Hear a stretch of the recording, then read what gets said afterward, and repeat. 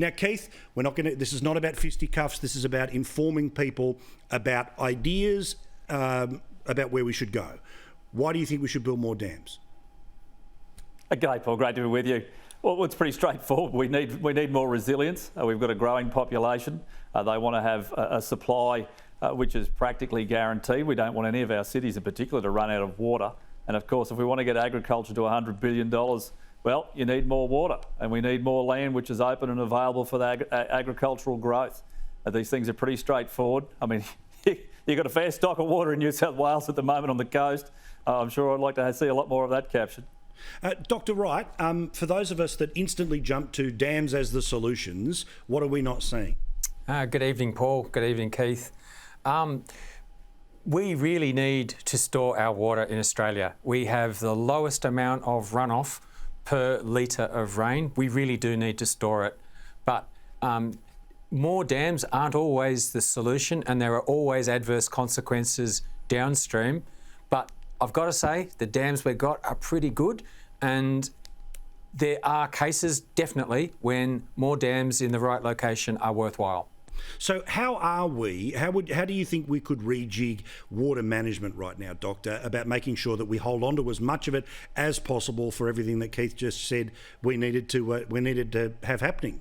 I look back at Sydney 13 months ago. Sydney was in really big trouble, Paul. We had under 40% supply. We're down in the 30s. For the water industry, that's white knuckle territory. They like to be 70 plus. Our desalination plant was flat out. It could provide 15%, and we were in a world of trouble. We had the worst, most serious water restrictions for any capital city in Australia. So now look, we're spilling something like 75% of Warragamba Dam over a week.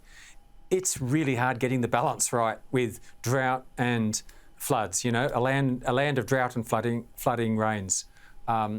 So, yeah, the argument is, what is that balance? And I think it depends on your perspective and where you are, and also where you are in that climate cycle.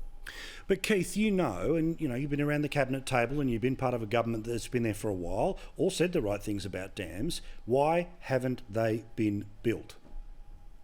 Well, there's a pretty straightforward answer to that, Paul. State governments. I mean, constitutionally, it lives with the states. If they don't build them, if they refuse to build them, if they put the go slow on, that's where we end up. I mean, in my hometown, we've got a state Labor government that's busy. They've knocked the wall down at Paradise Dam, made it much more difficult for our local growers. In fact, what has been an over 90% reliability dam for agriculture in particular is now looking at a 5% allocation for the next water year because they've dropped the storage by more than a third. So we do need the states to get on board. And none of these things can be done easily. They're expensive. But in terms of reliability, there's some really good options around, particularly in the north, up Hell's Gate, Burdekin Falls, a number of others. I mean, we'd like to be looking at the Buffalo Dam in Victoria in terms of an extension, but Victoria's ruled that out. They've said that it's not going to rain anymore, so you won't fill it up.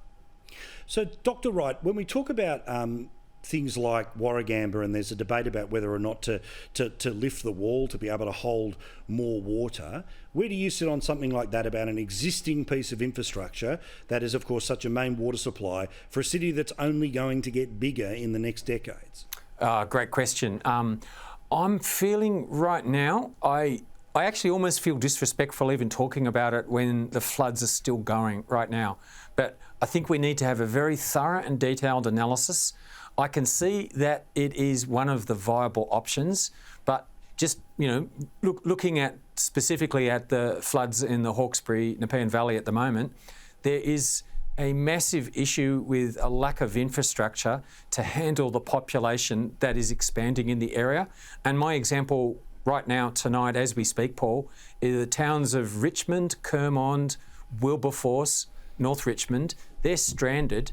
And they shouldn't be. And in fact, most of the population, it isn't so much urban population on the floodplain, but they transit the floodplain every day. And at the moment, they're using the same roads and bridges. I remember driving over with my dad 50 years ago, two-lane bridge over to North Richmond.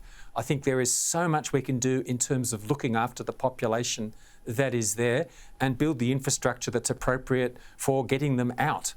in these sort of times. Well, 20 years ago, I spent a big part of my life going to the Richmond campus of the back then UWS, now Western Sydney University, so I know exactly the part of the world that you're talking about. But Keith, you know, classic issue, right?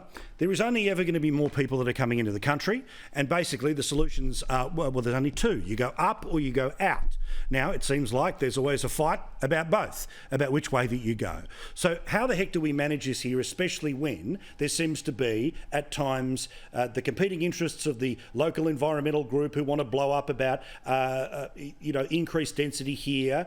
So the council turns around and says, well, OK, we'll subdivide that paddock over there. But the consequences of that, well, they seem pretty obvious as well, that all of those big areas of land that used to be able to soak up water when it got there is replaced by freaking concrete.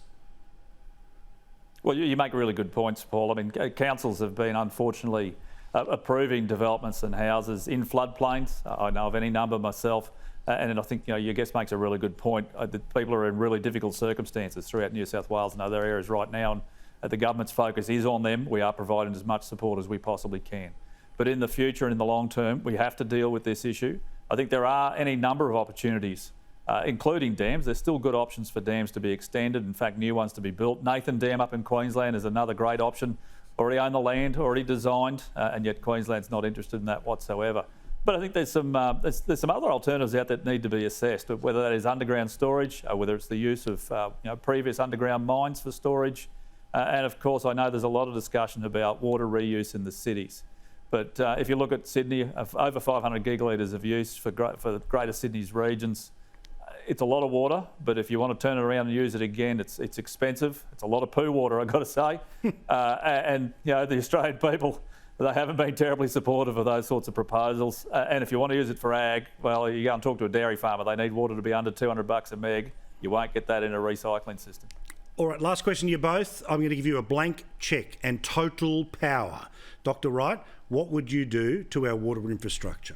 Ooh, wow. Okay, blank cheque. The first place I'd go to learn about water management in Australia right now would be Perth. I love what Perth are doing. They are, they're getting less rainfall and less river flow.